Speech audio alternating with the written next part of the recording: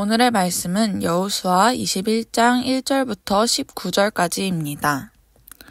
그때 레위 지파의 족장들이 제사장 엘르아살과 눈의 아들 여호수아와 이스라엘 자손의 다른 지파 족장들에게 나아왔다. 그곳 가나안 땅 실로에서 레위 지파의 족장들이 그들에게 말하였다. 주님께서 모세를 시켜서 우리가 거주할 성읍과 우리의 가축을 먹일 목장을 우리에게 주라고 명하셨습니다.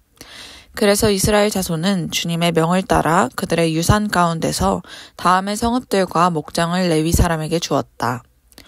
고앗 가문의 몫을 결정할 제비를 뽑았는데 레위 사람 가운데 아론 제사장의 자손에게는 유다 지파와 시므온 지파와 베냐민 지파의 몫에서 13성읍이 돌아갔다.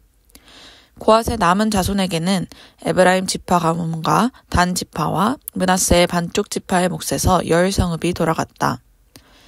게르손 자손에게는 이사갈 지파 가문과 아셀 지파와 납달리 지파와 바산에 있는 므낫세의 반쪽 지파의 몫에서 13성읍이 돌아갔다.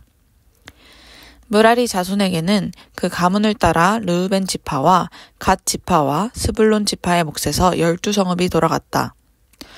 이스라엘 자손이 제비를 뽑아서 주님께서 모세에게 명하신 대로 레위 사람들에게 이러한 성읍들과 목장을 주었다.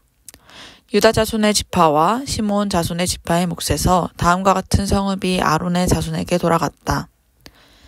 레위 자손 가운데서도 고앗 가문에 속한 아론 자손이 첫 번째로 제비를 뽑았는데 아낙의 아버지인 아르바가 가지고 있던 이랏 아르바 곧 유다 산간 지방에 있는 헤브론과 그 주변 목장을 얻게 되었다.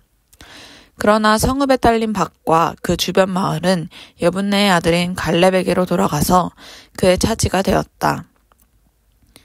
유다와 시므온 지파는 제사장 아론의 자손에게 살인자가 피할 도피성인 헤브론과 거기에 딸린 목장과 림나와 거기에 딸린 목장과 얏딜과 거기에 딸린 목장과 에스드모아와 거기에 딸린 목장과 홀론과 거기에 딸린 목장과 드빌과 거기에 딸린 목장과 아인과 거기에 딸린 목장과 유다와 거기에 딸린 목장과 벳세메스와 거기에 딸린 목장 이렇게 9성읍을 주었다. 또 베냐민 지파에서는 기브온과 거기에 딸린 목장과 게바와 거기에 딸린 목장과 아나돗과 거기에 딸린 목장과 알몬과 거기에 딸린 목장 이렇게 4성읍을 그들에게 주었다. 제사장 아론 자손에게는 모두 13성읍과 거기에 딸린 목장이 돌아갔다. 아멘. 1월 31일 묵상 본문은 여호수아 21장 1절부터 19절까지의 말씀입니다. 오늘하고 내일 묵상 본문이 21장 전체 말씀인데요. 내일은 토요일이기 때문에 따로 묵상 영상을 만들지는 않기 때문에 오늘 21장 전체를 좀 간단하게 좀 정리해보는 시간을 가져볼까 합니다. 오늘 우리가 묵상할 말씀은 1절부터 19절까지인데요. 이 구조를 보면 제가 구조를 옆에다 띄워드리도록 하겠습니다. 1절부터 7절까지는 이제 레위 지파가 받은 성읍에 대해서 다른 지파들이 레위 지파에게 나누어 준 성읍에 대한 이야기가 나오고 있는데 그 큰 그림, 개요에 대해서 이야기하고 있는 것이 1절부터 7절까지의 말씀입니다. 여러분 지난주에도 말씀 묵상을 했었고 또 주일의 말씀에서도 제가 언급했던 것처럼 레위 지파는 땅을 따로 유산으로 받지는 않았었죠. 왜냐하면 그들은 하나님 그 자체를 그들은 유산으로 받았기 때문에 그렇습니다. 그들은 그래서 하나님께서 취하신 맏아들로서 그들은 제사장의 역할을 하는 것 그리고 하나님의 말씀을 받은 자로서 하나님의 말씀을 가르치는 사람의 역할로 맏아들의 역할을 하는 것으로 그들은 유산을 대신하는 그런 삶을 살았던 사람들이었습니다. 그래서 그들에게는 땅이 유산으로 주어지지 않았지만 그래도 그들이 살아가야 될 성읍은 존재했기 때문에 아무래도 그들은 말씀을 가르치는 역할을 해야 됐기 때문에 각 지파들에게 퍼져서 살아가야 됐겠죠. 그래서 어떤 지파가 이 레위 자손에게 어떤 성읍을 분배해 주었는지에 대해서 이야기하고 있는 것이 21장 전체의 본문입니다. 그림을 하나 띄워드릴게요. 레위 지파의 족보인데요. 예를 들면 저는 김의 김씨이고 저는 제게 주어진 파가 있어요. 여러분도 성씨에 주어진 시조가 있고 또 여러분 성씨에도 파가 있죠. 그런 것처럼 레위 지파의 가장 큰 어르신, 가장 그 족보의 시조는 레위라고 하는 야곱의 아들입니다. 그런데 이 레위의 아들, 세 아들이 세 파로 이루어져 있는데요. 이 고핫과 게르손과 무라리라고 하는 자손으로 이제 이어지게 됩니다. 그 중에서도 고핫의 자손들을 보면 아므람이라고 하는 사람이 있는데, 이 아므람이라고 하는 사람을 통해서 나온 아들이 곧 이스라엘 백성들의 지도자였던 모세와 그의 형 아론이죠. 그리고 아론을 하나님께서는 제사장, 대제사장으로 삼으셔서 그를 통해서 대제사장의 가문이 계속 이어지게 하셨는데, 그 자손으로 태어난 사람들이 바로 나답과 아비후, 이 사람들은 좀 심판을 받아서 죽임을 당한 사람들입니다. 그리고 나서 이스라엘 백성들의 대제사장으로 세워진 사람이 바로 제사장 엘르아살이죠. 여호수아 말씀을 묵상하면서 계속해서 등장했던, 여호수아와 함께 이스라엘 백성들을 지도했던 지도자 격으로 활동했던 사람이 바로 이 제사장 엘르아살입니다. 그래서 이 레위 자손에게 레위 지파에게 땅이 성읍이 분배되어야 되는데 네 개의 구역으로 분배가 됩니다. 고핫 그리고 게르손, 무라리. 근데 이 고핫 자손 중에서도 이 아론 자손에게는 또 따로 성읍이 분배가 되어서요. 이 그리고 아론의 자손, 그리고 고핫 자손, 그리고 게르손 자손, 무라리 자손, 이렇게 네 개의 섹션으로 땅이 분할되게 되는 것을 볼 수가 있어요. 그래서 21장 전체는 이 레위 지파의 이 네 개의 자손에게 어떻게 성읍이 골고루 분배되어지는가에 대한 이야기가 나오고 있습니다. 그래서 2절 말씀 보시면, 그곳 가나안 땅 실로에서 레위 지파의 족장들이 그들에게 말하였다. 주님께서 모세를 시켜서 우리가 거주할 성읍과 우리의 가축을 먹일 목장을 우리에게 주라고 명하셨습니다. 레위 사람들이 당당하게 지도자들을 찾아와서 자신들이 살아가게 될 성읍을 요구하는 것을 볼 수가 있죠. 여호와께서 모세에게 명령하셨던 것을 근거로 해서 당당하게 그 땅을 성읍을 요구하고 있습니다. 민수기 35장 말씀에 그 말씀이 나오고 있거든요. 민수기 35장 1절부터 8절의 일부분을 보시면, 여리고 건너편 요단강 강가 모압 평야에서 주님께서 모세에게 말씀하셨다. 너는 이스라엘 자손에게 그들이 유산으로 받는 땅에서 레위 사람이 살 성읍들을 떼어주라고 명령하여라. 레위 사람에게는 성읍과 함께 그 주변에 목초지도 함께 주어라. 그리고 6절에 보시면, 너희가 레위 사람에게 줄 성읍들 가운데 6은 도피성으로 만들어서 사람을 죽인 자가 그리로 도피할 수 있게 하고 이 밖에 별도로 레위 사람에게 42성읍을 주어라. 여러분, 이것처럼 이 레위 사람에게 48개의 성읍이 주어지는데요. 그 중에 42개는 일반적인 성읍, 레위 사람들이 거주하면서 자신들의 그 가축도 먹일 수 있는 그런 성읍이 주어졌고, 그 중에 6개는 좀 더 특별하게 어제 말씀에 나왔던 것처럼 도피성으로 설정되는 성읍을 이 레위 사람들에게 주는 것을 볼 수가 있습니다. 그렇게 21장 전체는 이 레위 사람들 전체에게 어떠한 성읍이 주어졌는가, 특별히 이 레위 사람들 이 4개의 자손들에게 이스라엘 각 지파가 나누어서 그 4개의 자손들에게 성읍을 주는 것을 볼 수가 있는데, 그 이야기가 21장 전체에 나누어서 이야기가 나오고 있습니다. 그래서 마지막 43절부터 45절까지가 이 모든 것을 마무리하는 말씀인데요. 43절부터 보시면, 이와 같이 주님께서 이스라엘 백성들에게 조상에 주시겠다고 맹세하신 모든 땅을 이스라엘 백성에게 주셨으므로 그들은 그 땅을 차지하여 거기에 자리 잡고 살았다.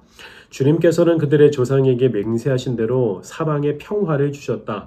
또한 주님께서는 그들의 모든 원수를 그들의 손에 넘기셨으므로 그들의 원수 가운데서 어느 누구도 그들에게 대항하지 못하였다. 주님께서 이스라엘 사람에게 약속하신 모든 선한 말씀이 하나도 어긋남이 없이 그대로 다 이루어졌다. 이렇게 21장을 통해서 이제 모든 이 분배 과정이 마무리되는 것을 볼 수가 있습니다. 오늘이 21장 말씀을 통해서 우리가 묵상할 수 있는 또 묵상 포인트는 무엇이 있을까? 오늘도 전 두 가지로 한번 정리를 해봤습니다. 첫 번째는 레위 사람들의 땅에 도피성이 배정되었다는 것은 무엇을 뜻하는 것일까라고 하는 것을 묵상해 볼 수 있을 것 같아요. 그럼 도피성은 어제도 말씀드렸던 것처럼 하나님의 엄중한 정의, 그리고 한편으로는 하나님의 따뜻한 사랑, 하나님의 정의와 사랑이 결합된 상징으로 나타난 것이 바로 도피성이었습니다.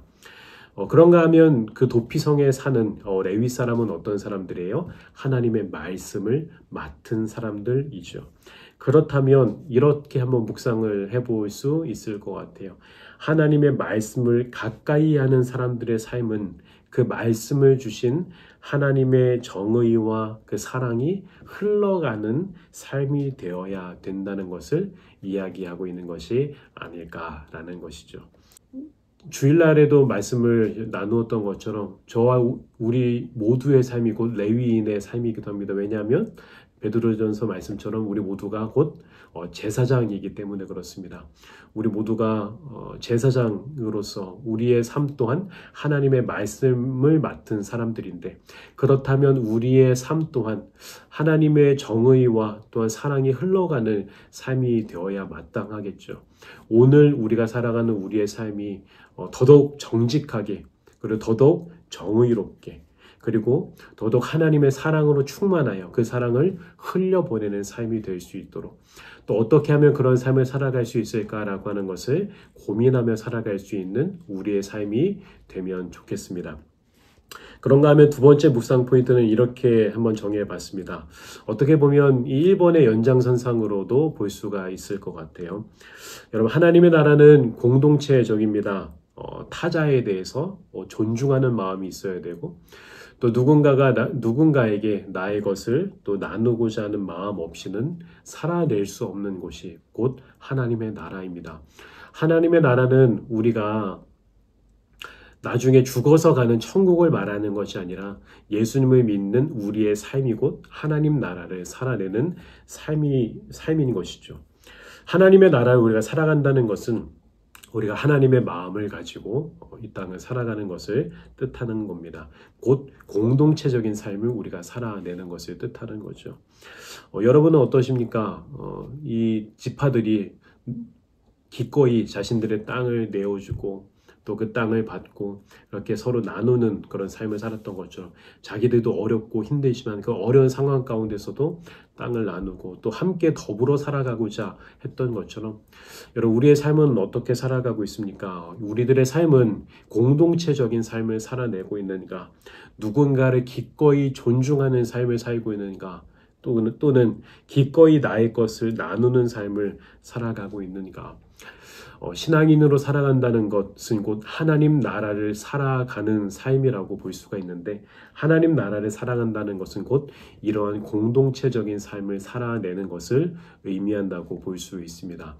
여러분, 누군가에게 나의 것을 기꺼이 나눌 수 있는, 또는 누군가를 하나님의 형상으로 대할 수 있고 누군가를 하나님의 자녀로 대해 줄 아는 그런 넉넉한 마음, 공동체적인 삶을 살아내는 저와 여러분의 삶이 되실 수 있기를 주님의 이름으로 축복합니다. 이것으로 21장을 정리하고 묵상을 마치도록 하겠습니다. 오늘 여러분들에게 주시는 하나님의 말씀을 자세하게 묵상해 보시기를 바랍니다. 사랑의 주님, 오늘도 청년들이 각자의 자리에서 주님의 말씀을 묵상할 수 있는 시간을 허락하심에 감사드립니다. 오늘도 말씀으로 하루를 시작하거나 마무리하는 청년들의 삶을 축복해 주시고 청년들의 삶 가운데 항상 함께해 주실 주님을 기대합니다. 특히 지금 이 시간 우리 청년 예배를 위해 기도합니다. 우리의 예배가 습관처럼 나오는 예배가 아닌 매주 말씀을 기대하며 그 말씀을 바탕으로 우리의 삶을 세워가는 청년들이 될 수 있도록 인도해 주세요. 이를 통해 더욱 말씀으로 세워지는 청년 공동체가 될 수 있도록 이끌어 주세요. 또한 우리 플랑 모임을 위해 기도합니다.